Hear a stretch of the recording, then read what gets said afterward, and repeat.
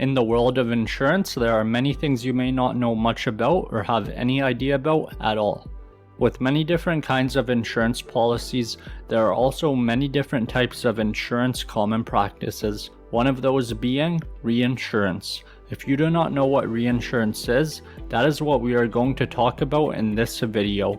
We are here to educate you on the topic of insurance as much as we possibly can.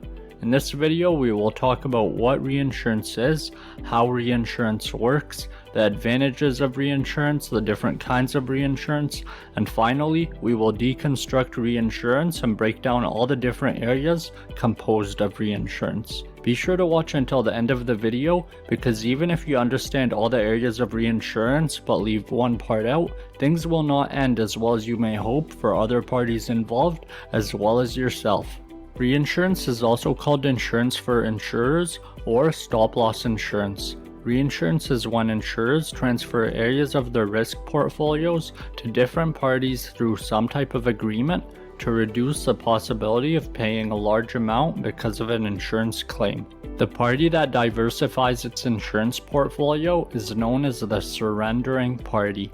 The party that takes an area of the potential amount in return for an area of the insurance premium is known as the reinsurer. How insurance works. Reinsurance permits insurers to stay debt-free by recovering some or all of the amount paid to claimants. Reinsurance reduces the net loss on individual risks and crisis insurance from enormous or numerous losses.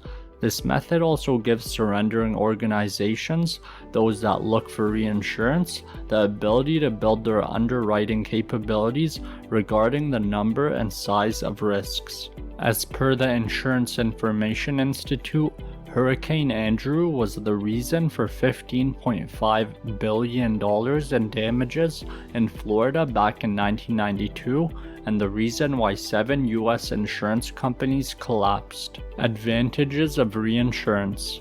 By covering the insurer against collected individual commitments, reinsurance gives the insurer greater security for its value and solvency by expanding its capacity to withstand the monetary loss when strange and significant events happen. Through reinsurance, insurers may guarantee policies covering a bigger amount or volume of risk without excessively raising administrative costs to cover their solvency margins. Also, reinsurance makes considerable liquid assets accessible to insurers if there are huge amounts of loss. Kinds of reinsurance. Facultative coverages ensures a backup plan for an individual or a predefined risk or agreement. In the event that different risks or agreements need reinsurance, they are re-evaluated one by one. The reinsurer holds all rights to accept or deny a facultative reinsurance proposition. A reinsurance deal is for a set period of time instead of on a per-risk basis. The reinsurer covers all or a part of the risks that the insurer may earn. Under proportional reinsurance, the reinsurer gets a set amount of all premiums sold by the insurer. For a claim, the reinsurer bears a part of the losses depending on a predetermined percentage. The reinsurer also repays the insurer for costs such as processing, acquiring the business, and writing. With non-proportional reinsurance, the reinsurer is at risk if the insurer's losses are greater than a set amount, which is also known as a priority or retention limit. Subsequently, the reinsurer doesn't have a proportional share in the insurer's premiums as well as their losses. The need or retention limit depends on one kind of risk or a whole category of risk.